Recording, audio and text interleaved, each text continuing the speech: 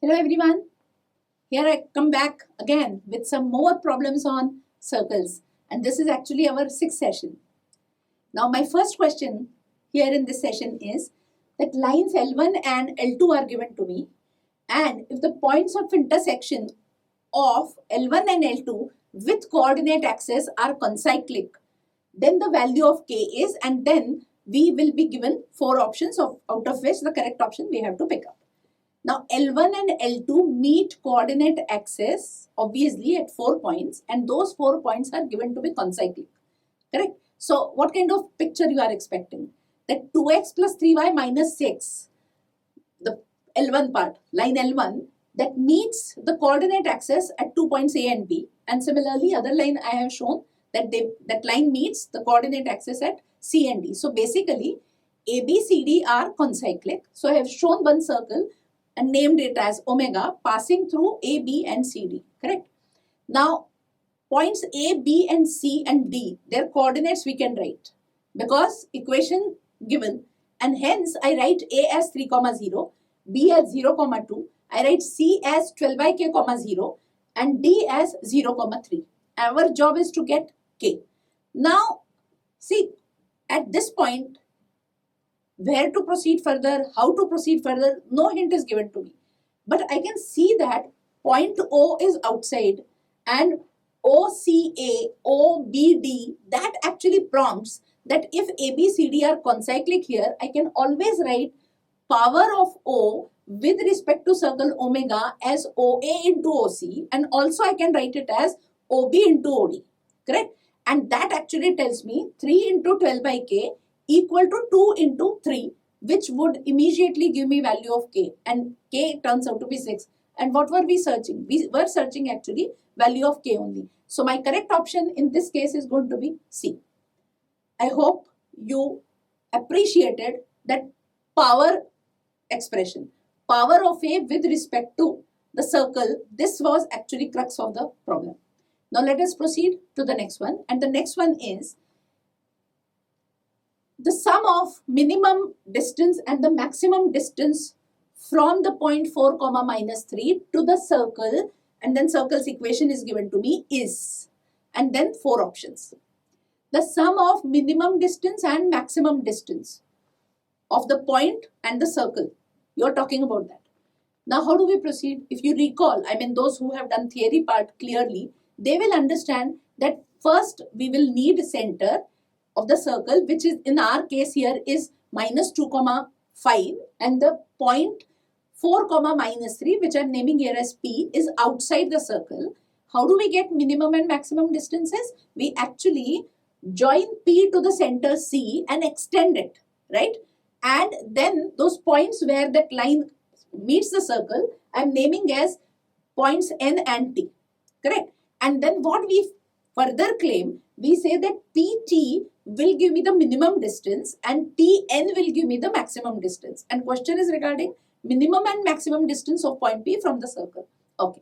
Now, for that actually, we will have to get first CN or CT. That is the radius. And that radius by standard formula I am evaluating here. And that radius by formula, what formula? Under root G square plus F square minus C. Using that, I have evaluated radius as 6. Now we need one more expression, and that is of what? Of PC. Now PC, just by distance formula, I have evaluated as 10. Now this PC and that radius I will use. I will say minimum distance is PT, which is PC minus CT. CT is same as radius only. So that would be nothing but 10 minus 6. So answer is 4. And maximum distance would be that PC plus CN, right? CN again radius. Now answer for this would be 10 plus 6. So that is 16. So the required answer would be sum of these two. So that is nothing but 20. So my correct option here is going to be answer A, right? So minimum distance, maximum distance, how to find, that you have learned in this problem, I guess. Okay. Now let us proceed further to the next one. And the next one is the coordinates of the point from where the tangents are drawn to these given circles, 3 given circles. Question is regarding this. The length of the tangent is given to be same in the question. Now length of the tangent, recall what we had given expression for that length. Are we not writing, have we not been writing length of expression as under root S1? Now, since 3 different circles are given, so I write under root S1, under root S2, under root S3. How are we getting under root S1? If you recall, that point x1, y1, we substitute in place of equation of the circle, in place of x and y. And then we get under root S1 expression. Similar exercise we will be doing for under root S2 and under root S3. Now, but then this particular condition, under root S1 equal to under root S2 equal to under root S3, does that not prompt that actually this exercise is same as actually solving 3 equations, right? Which 3 equations? X square plus y square equal to 1, and then x square plus y square plus 8x plus 15 equal to 0, and x square plus y square plus 10y plus 24 equal to 0. Now, these 3 equations we need to solve. Mind you, please, then only you will be getting that point of intersection from where, if tangents are drawn, they have same length. So, we actually solve these. Now, if I solve first and second equation, for example, that is x square plus y square equal to 1 and x square plus y square plus 8x plus 15 equal to 0. What I do? I replace that x square plus y square by 1 in the second equation, and I get then 8x plus 16 equal to 0. That 8x plus 16 equal to 0 will give me actually x coordinate of that point, right? And then second one I have with me same as x square plus y square plus 10y plus 24 equal to 0. And then I can substitute this x equal to minus 2 in the second equation to get value of y, and that value of y will turn out to be minus 5 by 2. So I have actually found that point, that is going to be minus 2 comma minus 5 by 2. So the correct option is going to be option B, right? Now, before I tick that, now understand one thing. Do we have any other method to do the same problem, to solve the same problem? What I observe here is the point what you are talking about, that tangents drawn from that same point have same lengths.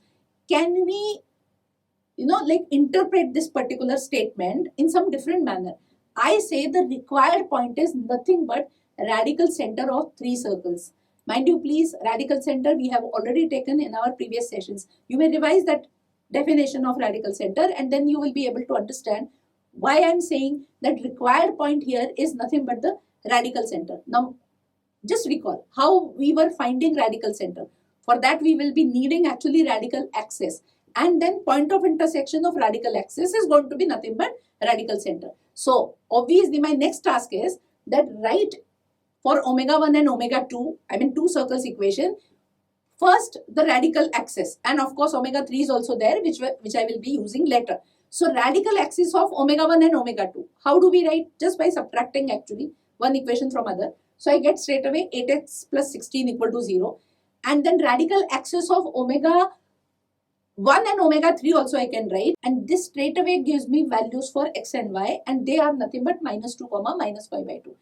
Deliberately I took this problem with help of radical center also, just to revise what was radical center. Otherwise, maybe in less problem we have used radical center or radical axis. Okay, so my correct option without fail, first mark and then proceed. Correct answer is going to be minus 2 comma minus 5 by 2, means option B, right? So here I end my session. When we meet next time, I think one more session we will have. Till then, stay tuned. Thank you. Hope you have liked this video.